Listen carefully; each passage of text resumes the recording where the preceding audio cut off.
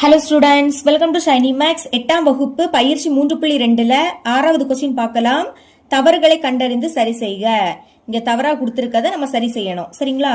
First subdivision question எடுத்து எழுதிக்கலாம். 7y² minus y² கூட்டல் 3y² is equal to 10y². இப்ப இதை சுருக்குனா உங்களுக்கு ஆன்சர் இது வராது. சரிங்களா? அப்ப இது தவறு. பிராக்கெட்டுக்குள்ள தவறுன்னு எழுதிக்கலாம்.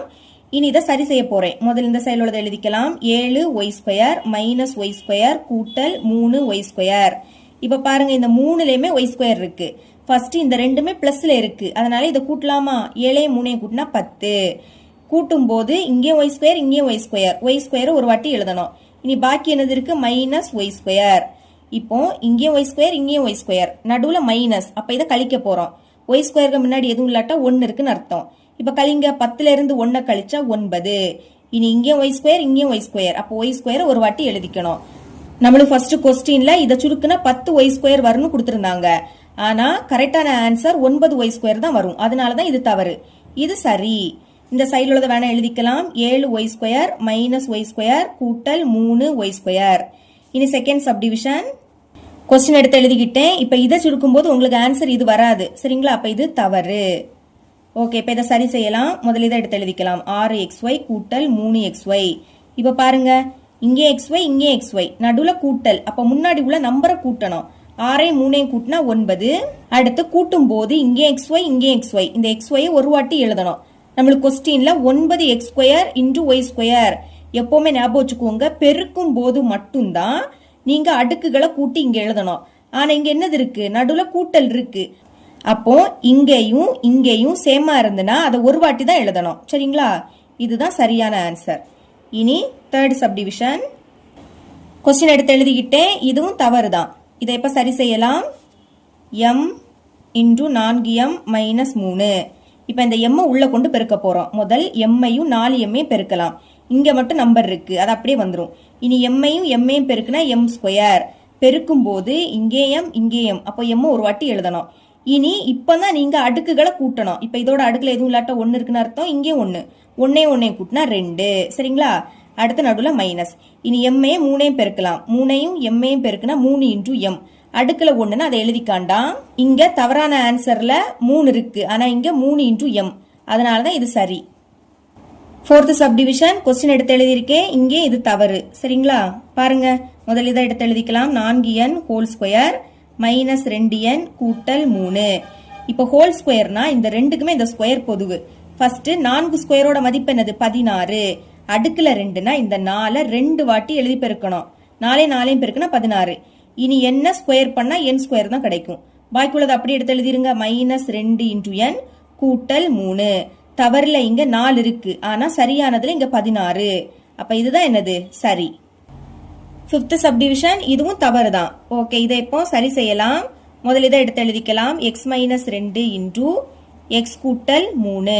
இப்ப இந்த எக்ஸையும் இந்த எக்ஸையும் பெருக்கலாம். அடுத்து இந்த எக்ஸையும் இந்த 3ஐயும் பெருக்கணும். முதல் இதை சால்வ் பண்ணலாம்.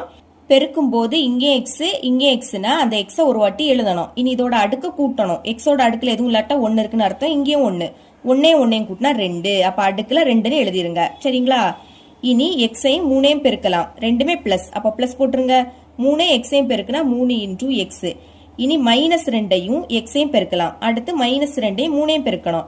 முதல் இதை 2ஐயும் பெருக்கலாம். பெருக்கும் போது ஒரு மைனஸ்னா அந்த மைனஸ் அப்படியே வந்துடும். 2 எக்ஸையும் பெருக்குனா 2 இன்டு எக்ஸ். இனி மைனஸ் 2ஐயும் 3ஐயும் பெருக்கலாம். ஒரு மைனஸ் அப்படியே வந்துடும். 2 3ஐயும் பெருக்குனா 6. இனி x² அப்படியே எடுத்து எழுதிருங்க. இனி பாருங்க, இங்கே எக்ஸ் இங்கே எக்ஸ், அப்ப இது 2ஐயும் சால்வ் பண்ணலாம். ஒரு மைனஸ், அப்போ கழிச்சு பெரிய எண்ணோட குறியீட போடணும். 2 விடைக்கு 3 பெருசு, அதோட குறியீடு பிளஸ். கழிங்க, 3ல இருந்து 2 கழிச்சா 1 1னா முன்னாடி எழுதிக்காண்டாம். இனி இங்கே எக்ஸ் இங்கே எக்ஸ், அப்ப எக்ஸ ஒரு வாட்டி எழுதிருங்க.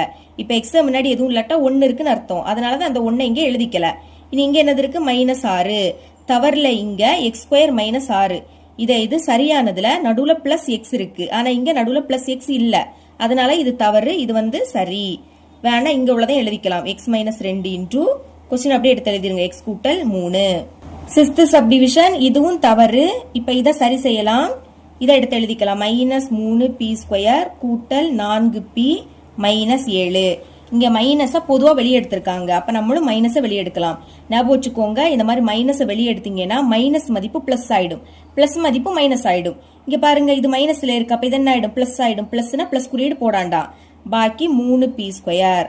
இனி இது பிளஸ், அப்ப மைனஸ் ஆயிடும், மைனஸ் 4p. அடுத்து இதுல மைனஸ் இருக்கு, மைனஸ்னா அது பிளஸ் ஆயிடும். ஞாபகம் வச்சுக்கோங்க, மைனஸ வெளியே எடுத்தா மைனஸ் மதிப்பு பிளஸ் ஆயிடும், பிளஸ் மதிப்பு மைனஸ் ஆயிடும். மைனஸ் பிளஸ் ஆயிடுச்சு. இனி இந்த 7 அப்படியே வந்துடும். இதுதான் சரி. இவ்வளவுதான் இந்த சம். 7வது கொஸ்டின் பார்க்கலாம். கூற்று A 24p² × Q-ஐ 3pQ-ஆல் வகுத்தால் கிடைக்கும் ஈவு 8p ஆகும். அதாவது இதால வகுக்கும் போது நம்மளுக்கு ஈவு இது கிடைக்குமா? இது சரியா தவறான்னு பார்க்கலாம். ஓகே, ஃபர்ஸ்ட் இதை எடுத்து எழுதிக்கலாம். 24p² × Q வகுக்கிறோம், அதனால வகுத்தல் பை போட்டுருங்க. இதுக்கு அடுத்து இதை கீழே எடுத்து எழுதிக்கலாம். 3pQ சால்வ் பண்ணலாமா? இது 2 3 எப்படி கேன்சல் ஆகும்? 1 3 3 8 3 24. இதுக்கு மேல கேன்சல் பண்ண முடியாது. அப்ப மேல பாக்கி 8 இருக்கும், கீழே 1 அதை எழுதிக்காண்டாம். இனி இங்கேயும் p இங்கேயும் p சேமா இருக்குது. அப்ப அதை ஒரு வாட்டி எழுதிருங்க. இது வகுத்தல்ல இருக்கனால இதோட அடுக்க கழிக்கணும். பியோட அடுக்குல எதுவும் இல்லாட்டா 1 இருக்குன்னு அர்த்தம். கழிங்க, 2ல இருந்து 1 கழிச்சா 1, அடுக்குல 1ன்னு அதை எழுதிக்காண்டாம். இனி இங்கேயும் Q இருக்கு, இங்கேயும் Q சேமா இருந்தா கேன்சல் பண்ணலாம்.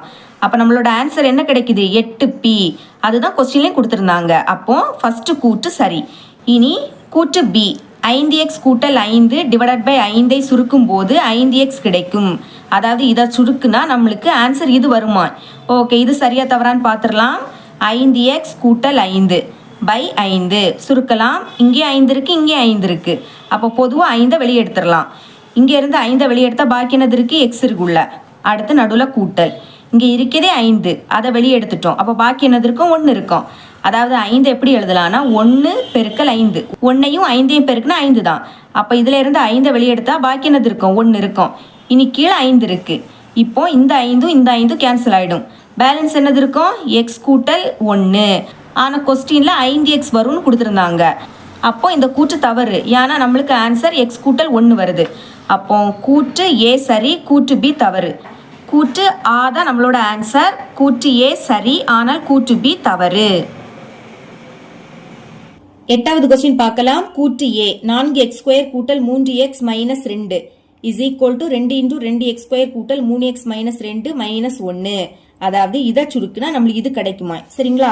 அப்ப சுருக்கலாம். ஃபர்ஸ்ட் இதை எடுத்து எழுதிக்கிறேன். 4x² கூட்டல் 3x மைனஸ் 2. இதுல இருந்து பொதுவா 2 வெளியே எடுத்திருக்காங்க. அதே மாதிரி நம்மளும் 2 வெளியே எடுக்கலாம். 4ல இருந்து 2 வெளியே எடுத்தா பாக்கி உள்ள 2 இருக்கும். அதாவது 4 எப்படி எழுதலாம்னா 2 × 2 2 2 பெருக்குனா 4. இப்ப இதுல இருந்து ஒரு 2 வெளியே எடுத்துட்டேன். அப்ப பாக்கி உள்ள ஒரு 2 இருக்கும். இனி இந்த x² அப்படியே எடுத்து எழுதிருங்க, கூட்டல். இனி பாருங்க, இதுல இருந்து 2 வெளியே எடுக்க முடியாது. அப்ப என்ன பண்ணணும்னா அந்த 3x அப்படியே எடுத்து எழுதிருங்க. எழுதிக்கிட்டு 2 வெளியே எடுக்க முடியாததுனால பைக்கு கீழே 2ன்னு எழுதிக்கணும். அடுத்து மைனஸ், இங்க இருக்கிறது 2, அதை வெளியே எடுத்தா பாக்கி உள்ள 1 மட்டும்தான் இருக்கும். அதாவது 2 எப்படி எழுதலாம்னா 1 × 2 1 2 பெருக்குனா 2 தான். அப்ப இதுல இருந்து 2 வெளியே எடுத்தா பாக்கி 1 இருக்கும். சரிங்களா? இதே ஆன்சர் தான் இங்கேயும் கொடுத்திருக்காங்க. அப்ப இந்த கூற்று சரி. அடுத்து கூற்று B 2m minus 5 minus 5 minus 2m. இதை சுருக்கும் போது இது கிடைக்கும். கொஸ்டின் எடுத்து எழுதிக்கலாம். 2m minus 5 into minus 5 minus 2m. Solve பண்ணலாமா? ஃபர்ஸ்ட் இதை அப்படியே எடுத்து எழுதிருங்க. 2m minus 5. அடுத்து இந்த மைனஸ். இங்க பாத்தீங்கன்னா இங்க ஃபர்ஸ்ட் 2m இருக்கு. அதனால இதை முன்னாடி எடுத்து எழுதிக்கலாம். இதுக்கு முன்னாடி மைனஸ் இருக்கு. அப்ப மைனஸ் 2m. இனி இதுக்கு முன்னாடி எந்த குறியீடுமே இல்லாட்ட பிளஸ் இருக்குன்னு அர்த்தம். பிளஸ் 5. அடுத்து பாருங்க, இதை அப்படியே எடுத்து எழுதிக்கலாம். 2m மைனஸ் 5 மைனஸ், இங்க பிளஸ் 2m இருக்கு, ஆனா இங்க மைனஸ் இருக்கு. அதனால மைனஸை நம்ம வெளியே எடுக்க போறோம். சரிங்களா? அப்போ மைனஸை வெளியே எடுத்துடலாம். ஞாபகம் வச்சுக்கோங்க, இந்த மாதிரி மைனஸை வெளியே எடுத்தா மைனஸ் மதிப்பு பிளஸ் ஆயிடும், பிளஸ் மதிப்பு மைனஸ் ஆயிடும். அப்ப இந்த மைனஸ் என்ன ஆயிடும்? பிளஸ் ஆயிடும். பிளஸ்னா பிளஸ் குறியீடு போடாண்டா, வேற 2m மட்டும் எழுதிக்கலாம். இனி இந்த பிளஸ் என்ன ஆயிடும்? மைனஸ் ஆயிடும். மைனஸ் 5. அடுத்த ஸ்டெப்ல ஃபர்ஸ்ட் இதை அப்படியே எடுத்து எழுதிக்கலாம். 2m minus 5. இப்போ இந்த மைனஸை பெருக்கணும். பெருக்கும் போது 2 மைனஸ்னா பிளஸ் ஆயிடும். இனி உள்ள இருக்கிறத எடுத்து எழுதிருங்க. 2m minus 5. இதுதான் நம்மளுக்கு ஆன்சர்ல கொடுத்திருக்காங்க. சரிங்களா? இதே தான் இங்கேயும் கொடுத்திருக்காங்க. அப்போ கூற்று பியும் என்னது? சரி. இந்த 2 கூற்றுமே சரி. அப்போ ஆப்ஷன் ஆ 2 கூற்றுகளும் சரி. சரிங்களா? இதோட இந்த பயிற்சி முடியுது. என்னோட டீச்சிங் உங்களுக்கு பிடிச்சிருந்துன்னா மறக்காம நம்ம சேனலை சப்ஸ்கிரைப் பண்ணி கூடவே பக்கத்தில் இருக்கிற பெல் ஐக்கனை கிளிக் பண்ணுங்க. அப்பதான் நம்ம அப்லோட் பண்ற வீடியோட நோட்டிபிகேஷன் உங்களுக்கு உடனே வரும். தேங்க்ஸ் ஃபார் வாட்சிங்.